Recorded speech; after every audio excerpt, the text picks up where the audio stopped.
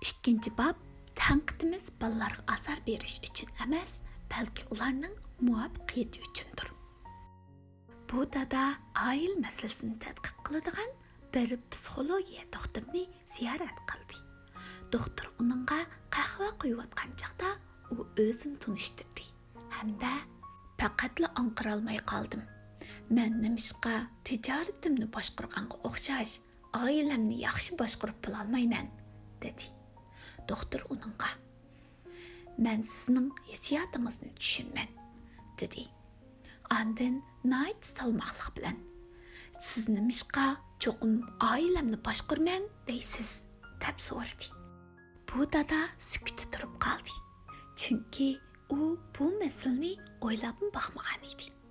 U azaldan oilani boshqarishni o'zining mas'uliyati deb o'ylaydi. U doktorning gapini anglagan chaqda o'zidimi o'xshash gumonning paydo bo'lganligini bayqadi hamda masalaning tub negizini tushunishga boshladi. Sizningcha to'andagi ikki xil usulning qaysisi sizga oson to'xtaydi? Birinchisi, siz balalaringizning turmushini boshqarsiz. Ikkinchisi, balalaringiz o'zining turmushini o'zi boshqaradi, deb so'radi doktor. Men balalarimni o'zining turmushida to'g'ri hukm chiqarsa deb o'ylayman. Mening bu o'yim boshqa barliq ota-onalarnikiga o'xshash. Balalarning xushal o'tishini hamda cho'ng bo'lgandan keyin o'z arzusini ishga oshirishini umid qilaman. Sizdagi eng negizlik masala nima? Deb so'radi doktor. Boshqarish, deb javob berdi dada. Men hatto ularni men uchun bo'lsa-mu bir oz adablik qilg'iza olmadim. Ularning xushal o'tishidan gap ochqili bo'lmaydi, dedi. Siz uchun adablik bo'lishmi? Deb so'radi doktor. Bo'ldi, dedi dada ilojsizlikdan taslim bo'lib. Ularning o'zlari uchun. Doktor kulib ketdi. U bu dadni yoqtirib qolgan edi. Men dada, men sizga o'xshash bu ishlarga yo'liqqan. Biroq men nihoyat tezla balalarni boshqara oladigan bir xil usulni bayqadim. Bu usulga vaqtmi oz ketdi. Yana tehi mo'jiza yaratildi, dedi doktor. Dada buningga nihoyat qiziqdi. Uning yuzlarida goh umid, goh qanqirash chilinib turardi. Hozirga qadar men balalarim uchun hech qancha vaqt sarf qilib boqmagan bo'lishim mumkin, dedi u samimiylik bilan. Qanchalik vaqt ketishi bilan karim yo'q. Faqat men va balalarimga yardım bo'lsa bo'ldi. Men oilamizdagi ahvolning yaxshilanishini chin ko'nglimdan umid qilaman. Balalaringizning manfaatini birinchi o'ringa qo'yishingiz meni qoyil qildi. Qisqagina vaqtda ko'rinarlik unumga erishadigan ish tursa, qani bir sinab ko'rmamsiz? Dada kulib turib. Undaq bo'ladigan bo'lsa, men albatta xushal bo'laman. Men qanchalik vaqtda bu usullarni o'rganib olayman, dedi. Nihoyat tez o'rganib olaysiz. Biroq puxta bo'lishim kerak deydigansiz, amaliy turmushda bir necha hafta qo'llanishingiz kerak. Amaliyotda siz bu usullarni birinchi qatim qo'llangan chog'ingizda balkim nihoyat ta'sir qilishingiz mumkin. Hatto o'zingizga o'xshamay qilayotganligingizni sezsiz. Golf top o'ynaganda texmi yaxshi bo'lgan kaltak tutish usulini tunji qatim o'rganib olgan chog'imda o'zimga o'xshamay qolgandek tuyg'uga kelgan edim.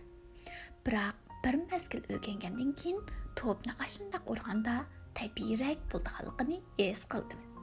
Hozir bo'lsa ayni vaqtda o'zimning to'p urish usulimni o'zgartganimdan bakmi xushalman, dedi dada aslab o'ltirib. Siz bu haqiqatni tushungan hamda bolalarni boshqarish usulingizni o'zgartmoqchi bo'lgan ekansiz, undaqda men sizga bir xush xabar aytay. Siz bu usullar orqali bolalaringizni boshqarsangiz, ular o'zligidanla o'zlarining ish harakatini o'zgartiradi. Eng muhimi, siz va bolalaringiz bir-biringlarni texmi hurmatlaydigan, texmi inoq o'tadigan bo'lsizlar. аңлымаққа найт яқшырақ тұрды. Biz qayerdan, nədən başlap öyrensək buludu? Aldı bilən nimening yaxshi boshqarish bo'lganligiga qarab baqayli. Boshqarish degan bu so'z latin tilidagi so'zdan kelgan bo'lib, ma'nosi ta'lim-tarbiya deganlikdir. Gapingizning ma'nosiga qaraganda, men bir jazolovchining rolini emas, bir muallimning rolini elishim kerak ekanda, dedi dada. Undaqda men qanday boshlashim kerak? Usul nayt addi. Shundaqla o'rganish o'ng'ay. 1 minut sarf qilsingizli bo'ldi. Shunga men buni 1 minutlik tanqid deb atayman. Nima? Dada nayt hayron qoldi. Nimishqidir uningchi bo'lganda yaxshi bo'lgan tarbiyalash usuli nayt murakkab bo'lishi kerak edi. Doktor, mening sizga radiya bergim yo'q. Biroq anglamoqqa bek oddiydek turdi. Men bu usullarning balalarimga unum bo'lmasligidan ansirayapman. Sizning andishingizni tushunman. Men muvofiq bo'lmaydi deb o'ylagan har qanday bir oddiy usulga nisbatan gumonda bo'laman. Bu mening kasbiy jihatdan tarbiyalanganligimda bo'lsa kerak. Garchi men boshqalarga va'da berishni yaxshi ko'rib ketmasam-mu, biroq men shuni jazmlashtira olamanki, agarda siz bu usulni to'g'ri qo'llansangizlar, ko'zlagan maqsadingizga yeta olasiz. Bu dada o'zining gumonini bir yoqqa qayirib qo'yishni to'g'ri topdi. Agar bu usul haqiqatan shundoq unumli bo'lsa, undaqda u uzundan beri izlayotgan narsani topgan bo'ladi. Oldi bilan nima ish qilishim kerak? deb so'radi dada. Oldi bilan o'zingizning tanqid orqali qaysi maqsadga yetmoqchi bo'lganligingizga qarab, andin nima qilishingizni qaror qiling, deb javob berdi doktor. Har qanday harakat elib berishdan avval tuvandikilarni samingizga silib turing. Men bolalarimni tanqid qilgan chig'imda ularning o'zlari o'tkazgan xatoliklar uchun azoblanishini, shuning bilan birga o'ziga bo'lgan ishonchisini yo'qotmasligini umid qilaman. Dada o'ylanib turib, bu bek qisqarlik ekan. Bolalarning o'zining harakatiga bo'lgan qarash bilan bolalarning o'ziga bo'lgan qarashi o'xshash bo'lmaydi ekan. Men azaldan bu ikkisining farqi borligini o'ylab baxmabdiman. Ham bularni o'xshash bir ish deb o'ylabdiman, dedi. Sizning bu gapingizni anglab bek xush bo'ldim. Mana bu ko'plagan tanqidlarning rol o'ynay olmasligidagi sabab. Bolalarmu cho'nglarga o'xshash. Agar boshqalar tarafidan ayblansa, u chaqda tanqid bilan o'zining qimmatini barobar qilib oldi-da, qarshilik kayfiyati paydo bo'ladi. Oxirda qanday oqibat yuz berdi? O'zining harakatini oqlaydi, deb javob berdi dada. To'g'ri, cho'qim shundoq bo'ladi, dedi doktor qo'llab turib. Va bizmi o'zimizning xatoligini bilib turib, yana o'zimizni oqlaymiz-ku, dedi. Mening bolalarim dal shundoq, dedi dada. Rostimni aytsam, men nihoyat yaxshi bo'lgan usulni topishni o'ylayman. Men na'dan boshlashim kerak? Doktor nihoyat konkret qilib, siz har bir bolani mustaqil shaxs qilib muomala qiling. Ular bilan ayrim-ayrim fikrlashing, mungdashing, dedi. Siz ularning harakatidan nihoyat ochiqlansangizmi, o'zingizning haqiqiy hissiyotingizni aniq tuting. Bu nihoyat muhim nuqta.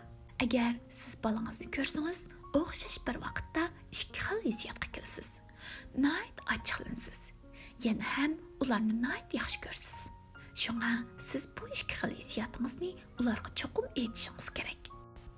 Ularni tanqid qilishdan avval shuni samingizga selingki, bolaning harakati xato bo'lsa-mu, biroq u yana yaxshi bola. Mana bu muvaffaqiyatning oshquchi. Andin siz bolaning ko'ziga sapsilingda, nihoyat aniq qilib, uning nima ishlarni qilganligini aytib bering. Qancha konkret aytsangiz, shuncha yaxshi. Buningga faqat necha sekundlik ketadi. Masalan, sen uyga kech qaytding. Nega borganligingni menga aytib qo'ymading. Bu haftaning ichida ikkinchi qitim kech qilishing. Arqadilla bolangizga uning bu harakatining sizni qanday o'yga solganligini aniq ayting. Masalan, men bek ochiqladim. Bek ochiqim keldi. Agarda ochiqlangan bo'lsangiz, g'azablangan holda o'zingizning hissiyotini ifodalang. Agarda siz bek ochiqlangan bo'lsangiz, ovozingizni o'rlik chiqarib, "Men bek ochiqlandim, bek ochiqim keldi" deb varqirang. Agar siz azoblangan bo'lsangiz, azoblanganligingizni bevosita ifodalang. Xohlaslaganda o'zingizning haqiqiy o'yini qilchim yoshirmay, samimiy, hissiyotli qilib ifodalab bering. 1 minutlik tanqidning oldingi yarim minutida eng muhimi balangizga o'zingizning hissiyotini his qildirsin. Siz ularga o'zingizning ularning qilmishiga bo'lgan noroziligingizni bildiring. Biroq balalarga noroziligingizni bildirsangiz ko'pay qilmaydi. Yana ularga bu nuqtani aniq tunutqizing. Siz ularga toza ochiqlansangiz, ularning ko'nglini ranjitgan bo'lmaysiz. Faqat ularning o'zlarining xatoligini tunishiga yordam qilgan bo'lasiz. Shuni esingizda saqlangki, bala hargizmi sizning ochiqingizni chiqargan mo'lli bo'zigingiz emas, dedi doktor tadining samiga silib. Siz ularga to'xtamay ochiqlansangiz bo'lmaydi. Siz ularga ochiqlanish vaqtingizning uzunga so'zilmaydiganligini bildirsangiz bo'ladi. Faqat yarim minutla siz ularga o'zingizning hissiyotini his qildira olasiz. Andin siz bir oz to'xtab oling. Balalaringizga o'zingizning kayfiyatini his qildiring. Eng yaxshisi bu xil ko'ngilsiz sukut bir oz davomlashsin. Kishini azobga soladigan bu bir necha sekundda balalar nihoyat o'ng'aysizlik his qiladi. Ular bu xil holatni yaxshi ko'rmaydi. Balkim yana sizning bu tirqingizni yaxshi ko'rib ketmaydi. Bu vaqtda eng tipik bo'lgan og'irlish hissiyoti paydo bo'ladi. Hech kim tanbih anglashni yoqtirmaydi. Bu dal sizning 1 minut tanqidingizning oldingi yarim minutida erishadigan unumingizdir. Balalarga bu xil ko'ngilsizlikni his qildiring. Dada doktorning bayatdan beri so'zlagan so'zlarini o'ylab qoldi va bo'sh ovozda: "Garchi 1 minutlik tanqidning oldingi yarim minuti nihoyat qisqa bo'lsa-mu, sizning g'azablangan ifodangizni anglaganimda tanqidlanmaganmanmi, odamni piyaram qilgan ashxil holatni his qilganligimni inkor qila olmayman", dedi. "Menga ishoning", dedi doktor. "Garchi bu xil tanqidga uzoq vaqt ketmasmi, biroq tanqidlangan odamning nihoyat beyaramlik his qildirg'usidir." Dada beshini lang'ishitganicha o'ylanib turib, "Uningdan keyin qanday qilamiz? Balalarim tanqidga uchirganlikdan menga o'chlik qilarmi? Ish harakatlarga amalning boricha bahona izlab menga ochiqlanarmi?" deb so'radi. Amdilikda 1 minutlik tanqidning oxirgi yarim minutiga kelamiz. "Mana bu muvaffaqiyatning muhim halqasi", deb javob berdi doktor. "Agar bunday qilmasak, tanqidning unumi bo'lmaydi. Siz keyingi yarim minutlik tanqidni elib borsangiz, cho'qim unumini ko'rsiz. Balalaringiz nihoyat angliq holda o'zligidan o'zlarining qiliqlarini o'zgartiradi, mo'jiz yuz beradi. Biroq shuni samingizga sep qo'yay. Siz bularni o'rganib olgandan keyin keyingi yarim minutlik tanqidni nihoyat osondek his qilasiz. Biroq boshlanishida bu unchalik oddiy emas. Bo'libmi, siz bu ishlarga odatlanib bo'lmagan chig'ingizda bu sizdan harakatlaringizni nihoyat cho'ng o'zgartirishni talab qiladi", dedi doktor dadini askartib turib. "Tushundim. Men texim yaxshi usullar orqali balalarimni boshqarishni o'rganib olishni haqiqatan umid qilaman. Uningdan keyin men nima qilishim kerak?" deydi dada. Tanqidning oldingi yarmida siz nihoyat hissiyotlanib turib, balalaringizga bir haqiqatni, sizning ularning qilqiga nihoyat ochig'ingiz kelganligini, chechilganligingizni yoki azoblanganligingizni aytdingiz. Hozir siz cho'nqur nafas ilib, o'zingizni besib olib, kayfiyatingizni turaqlashtirgandan keyin balangizga qarab turib, ko'z va qo'l ishoratingiz bilan o'zingizning boshdan oxir u tarafda turganligingizni bildiring. Amdiki yarim minutda siz tamkinlik bilan o'zingizni tutib olgan holda balangizga yana bir haqiqatni, ya'ni u bu chaqda eng o'ylaydigan, sizning og'zingizdan anglashga eng tashna bo'ladigan bir jumla so'zni Ya'ni uning nəhayət yaxşı bala ekanligini və sizning uni nəhayət yaxşı ko'rganligingizni ayting. 1 minutlik tanqidning oxirgi yarim qismining o'ng'ayga to'xtamaydiganligini bilaman. Biroq bu qismi nəhayət muhim. Sizning so'zlaringiz chin ko'nglingizdan chiqishi, oddiy va tushunishli bo'lishi kerak. Masalan, bugun kechda qilganing to'g'ri bo'lmadi. Biroq sen yana yaxshi bola. Dal mushundaq bo'lg'achqila mening achchiqim keldi. Sana o'xshash yaxshi bolalar undaq xatolikni o'tkazmaslik kerak. Men sening yaxshiligingni bilaman. Shunga men seni yaxshi ko'raman. Nəhayət yaxshi ko'raman degandek. Gapingizni tugatgandan keyin balangizni bag'ringizga besing. Bu uningga bu qitimliq tanqidning oxirlashganligini bildirsin. O'tgan ishga salavat. Siz bu ishni buningdan keyin hargiz eg'izingizga olmang. Dada doktorning gaplarini o'ylab qoldi. Bundaq oddiy usulning 3-vala unumli bo'lganligiga odamning ishongiz kelmaydi. Odamning haqiqatan ishongiz kelmaydi. Siz va balalaringiz o'zinglarning maqsadiga tezroq yetimiz deyotgansizlar, bu usulga baldiraroq ishinib, amaliy turmushingizda qo'llanishingiz kerak. Bu xil usul boshqa nurg'un oilalarda qo'llanib muayyanlashtirildi, dedi doktor. Boshqa oilalarning gapi chiqib qoldi, deb so'zini davomlashtirdi doktor. Ba'zi oilalar menga nihoyat muhim bir haqiqatni tunutdi. Nimani? deb so'radi dada. Men bu usulni amdil izlanib chiqqan chog'imda uni bolalarni boshqarishdagi bir xil usul qilgan edim. Bu usulni yangidan qo'llangan chog'imizda ahvol haqiqatan shundoq bo'lib qolmay, balki yana unum nihoyat yuqori bo'ldi ekan. Oxirida qandoq bo'ldi? deb so'radi dada. Bir mezgil o'tgandan keyin ko'rinishda siz bolani boshqarayotgandek ko'rinsingizmi?